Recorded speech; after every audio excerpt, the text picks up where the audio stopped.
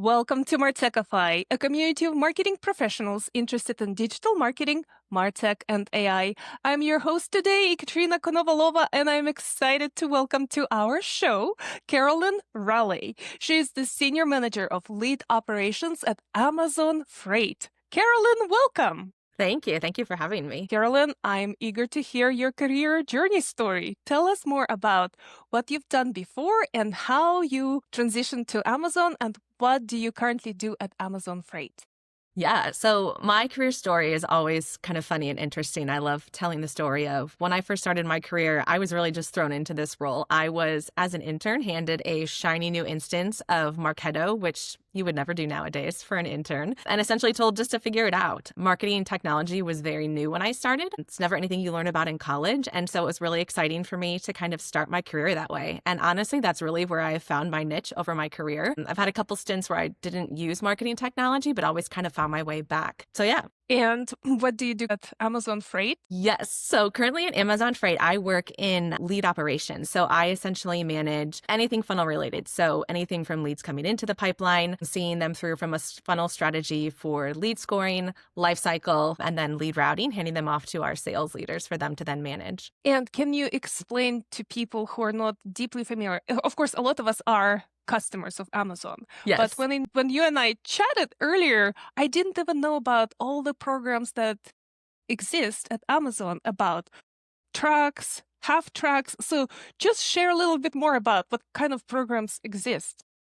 Yeah, so everybody knows the main Amazon. And honestly, it was a learning experience when I first joined Amazon as well, that Amazon is more than just, the packages that you receive on your doorstep. Amazon Freight is really interesting. So Amazon Freight, if you think about it, those are the trucks that you see on the highway. When you're driving down the highway, they do a lot of work as it relates to kind of full truckload. So they're very much in the supply chain kind of scope and realm of things. So thinking moving things between warehouses, and they do things for full truckloads, meaning they can work with companies that need to fill the entire semi, or we can also work with companies that only need to have half of a truck. We can also do things like intermodal. So thinking things like railways, those long train cars that you see, or even things like boats and things like that. So we can do all of those different intermodals, but mostly what I'm focused on is freight. So thinking what we call our full truckloads and our less than truckloads, which is called LTL.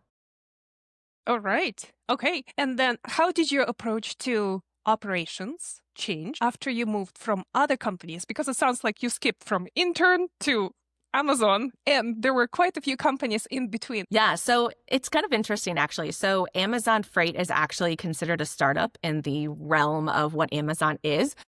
We just started really kind of back and was launched in 2018. So still fairly new from a company perspective. But my approach really changed because Amazon is very well data driven. So everything we do for a reason. Typically at other organizations that I've worked at, there's smaller groups of people that you're working with, smaller audiences, not necessarily needing to have the millions of people that you're looking at. And Amazon really kind of changed that. Obviously, you're working and talking about millions of people and millions of kind of data points. So definitely having to be more data-driven in what you're doing. The strategy is kind of where I've moved more naturally into. So really having to make sure that there's a strong strategy as to why you're doing what you're doing, because that really drives everything. Without a strong strategy, kind of your tactics fall apart. And that's one of the biggest things that I've learned really throughout my career. Is that strategy will get you where you need to go, and kind of making sure that everybody's aligned along the way. Lots of stakeholders involved in Amazon, more so I feel like than I've typically worked with at other organizations. So that was a huge change too. But I found it to be super beneficial. I feel like the more you can get that initial stakeholder kind of intervention up close and really get alignment, really down the line, the more successful some of the things that you're working on will be, which I have found to be really, really kind of surprising, maybe not surprising, but definitely kind of more exciting to work on something like that when you know that what you're working on the back end is already kind of aligned on and accepted. So you can just kind of hit the ground running once it launches.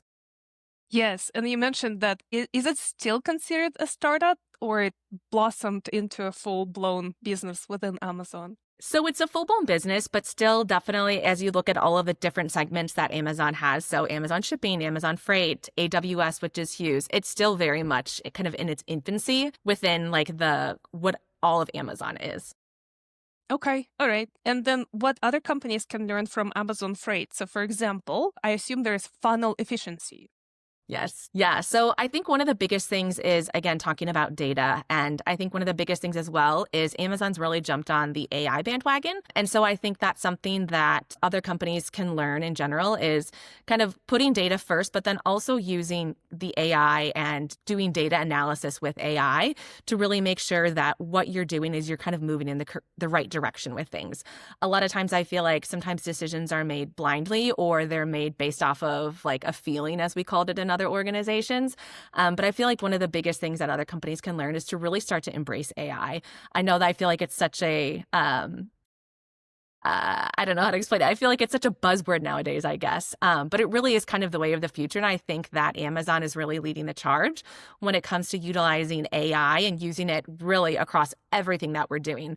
There isn't a day that goes by that I don't use AI in my day to day. And I think that that's something that a lot of companies that I've worked at previously, I know aren't currently doing. But I just think any company who really wants to get ahead is something that they can learn from what Amazon is doing with AI.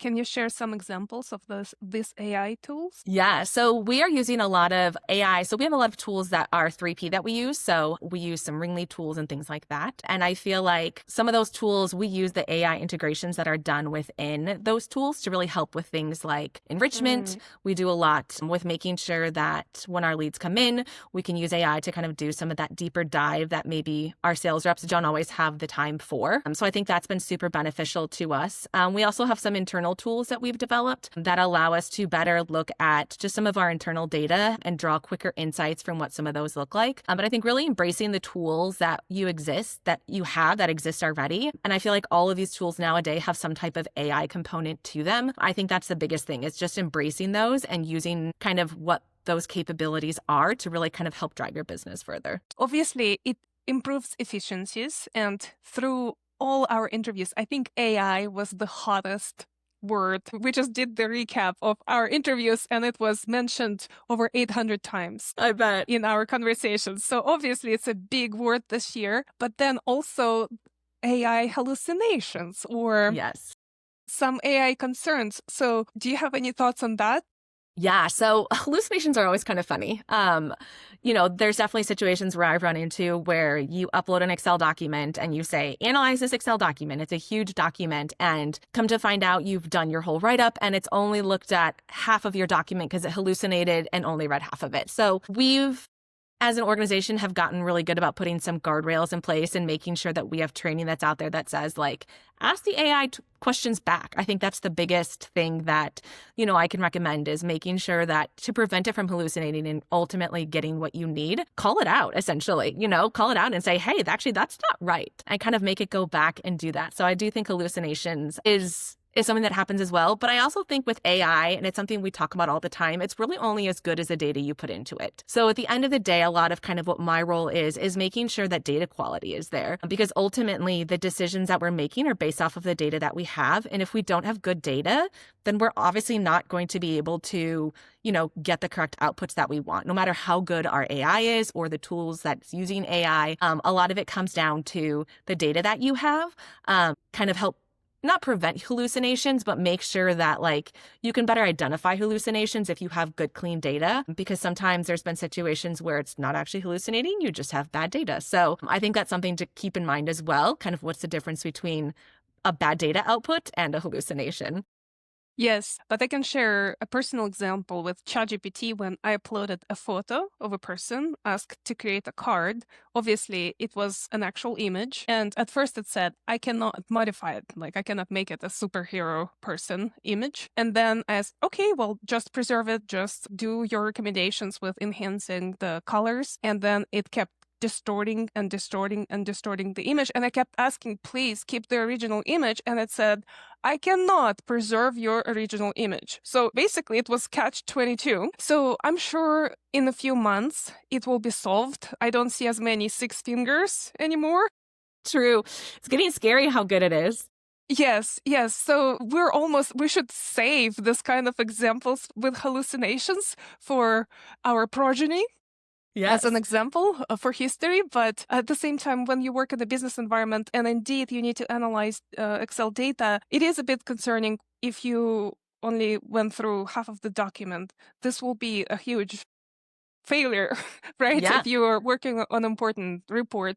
So tell me more about, I assume a lot of big organizations, and Amazon is probably one of them, design their own agents. Can you touch a little bit more on how you work with your own AI agents and data and your own AI tools?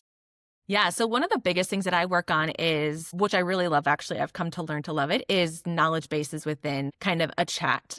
So we have some internal tools that we use. QuickSeed, I think, is one that actually is available publicly. And so that's the one that we use a lot internally. But one of the best things that I've found to use is, create databases of what you're doing on your day to day. That's currently what I'm doing. And the biggest learning that I've had is all of these documents and the data that we have and the conversations that I'm having with, our chat agents on a regular basis, or the documents that I'm writing.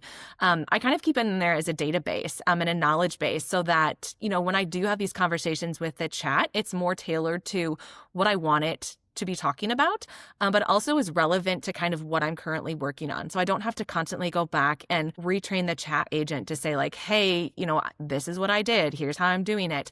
You can just refer to the databases of all of the work that you've already done for a project or for just your role in general, to really kind of help better craft what the agent is pushing out to you, or what the AI chat is pushing out. And it has that context for you already built in, which I think is one of the learnings that we have a lot internally about utilizing everything from a chat agent. And it's a lot of learning on how does it learn it? What's the best prompts that you can use? One of the things that I learned is you can ask ChatGPT to create a prompt to then ask ChatGPT something. So, use it in that kind of way. But I think, again, training it for what you're currently working on from a business perspective has been super beneficial to me, and has really sped up kind of what I do on a regular basis, and just made things more efficient and helped me. Again, I like to do what I call brain dumps. And so it's helped kind of be able to organize some of those thoughts in a more cohesive way that's relevant to what I'm working on a day-to-day basis. I was going to ask you about what's more important at Amazon scale, the tools or the processes, and it sounds like you touched on both of them. Yes. If I had to pick, I would say processes, actually. I feel like processes really drive what you do on a day-to-day basis. The tools are there, but again, the tools, kind of like I said, are only as good as the inputs that you have. You have to have the correct processes in the back end to correctly utilize those tools, because at the end of the day, the tool is just a tool. You have to be able to put in the work, and the process is there to help guide a team along the way. I feel like a lot of times when you're looking at things from like a revenue perspective, most revenue challenges are more of alignment challenges and not tool challenges. Ultimately comes down to processes and the processes that teams are following, to ultimately get the output that they're looking. For us, obviously, it's revenue. I feel like for most companies, it's revenue. We're not unique in that. And so I think processes will get you more of the way there than just a standalone tool will.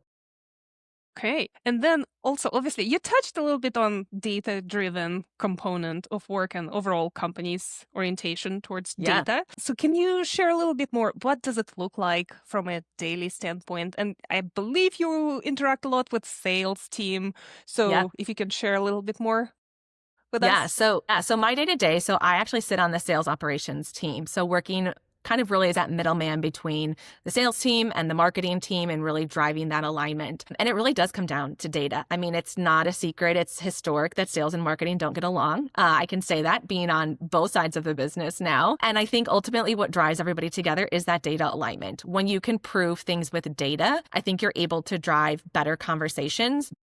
Again, not even just sales and marketing, it's also between sales leaders as well. If you can prove things with data, you're more likely to be able to put together, again, a cohesive process that says, hey, this is what we're doing based off of data. And I think that's huge. For me, what it looks like is looking at metrics of conversion rates. How quickly are we converting things? How long are people sitting in the funnel? What does it look like for, accounts that are inactive in our database? How many of them are there? Can we look at potentially reallocating some of our sales resources for them to not be working on, leads or accounts that aren't, really doing anything for us? Can we look at that from a data perspective to really make sure that everybody is working as efficiently as possible? And I think for us, that's huge.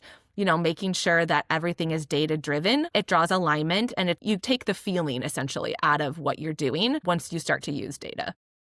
Yes. Have you seen the article about storytellers? Now it's all over LinkedIn, how storytelling is so important and underrated.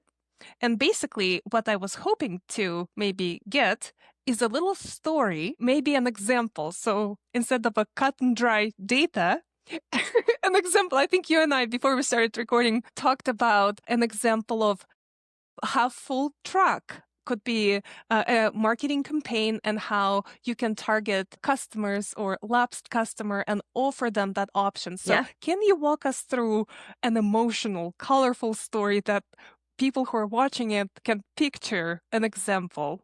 Yeah, definitely. So one of our offerings is our LTL, which is less than truckload. We haven't necessarily offered that for all of our customers. And I think one of the examples, to your point, what we can talk about is we've had some customers who have been asking for it. I mean, this is what drives a lot of their business. Not every business, you think about small businesses like, not the Pepsis of the world and things like that, but you think of smaller businesses that can't ship a full semi-truckload. So one of the things that we've done is we looked at kind of who are those customers who were asking for it and how do we market to them? How do we talk to them a little bit differently? Sales talk to them a little bit differently.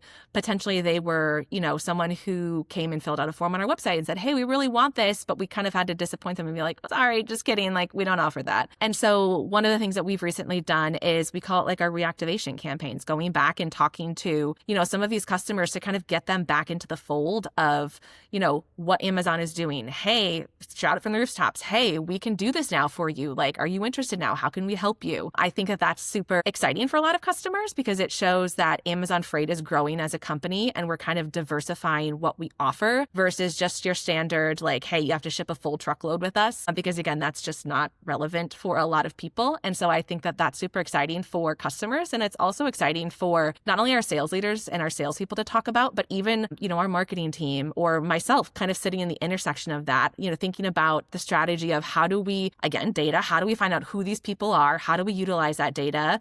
Do we know, exactly what they're looking for? Do they go to marketing? Do they go to sales? And kind of building out what that campaign looks like. For me, it's really exciting. It's kind of a growth opportunity. It's kind of where I like to sit at the intersection of everything, kind of being the program manager, the puppeteer, if you will, of kind of where all of these kind of traffic controller of where all of these different things go. So it's kind of exciting for me to kind of be in that space and kind of grow with Amazon Freight as it grows to kind of broaden the scope of what they're doing. Absolutely. And did you already see the results, the lift from that campaign, or it's too early to say? So it's still too early to say, but we're hopeful that we can definitely bring some more people in. And it's not even just about, the reactivation. It's about new people too, broadening out. I feel like that's every sales and marketing person always wants to know, who else can I go after? Everyone is always trying to fill the top of the funnel. Again, that's not unique to Amazon Freight. That's just the way of business. And I think, it's an opportunity for that as well. So it's kind of a twofold campaign. So yeah, very exciting things to come, hopefully in 2026 for us. Yes, and again, for people who want to even understand the scope of just that division, Amazon Freight, how many people work in that unit? Yeah, so I think as a whole, if you're looking at Amazon Freight from like a supply chain perspective, I think there's over 4,000 of us because Amazon supply chain is like Amazon Freight, Amazon shipping. You're talking people who work in the warehouses all the way up to like our senior leadership. You're also talking about people who drive the trucks and things like that. Much to my children's chagrin, I do not drive the trucks like they thought when I first told them I was working for Amazon. But those are people included too, and kind of this whole process that makes the cog work essentially for Amazon. So, they're just as important as the people up at the top building the strategies like myself for everything to work. Love it. Thank you so much, Carolyn. Yeah, of course.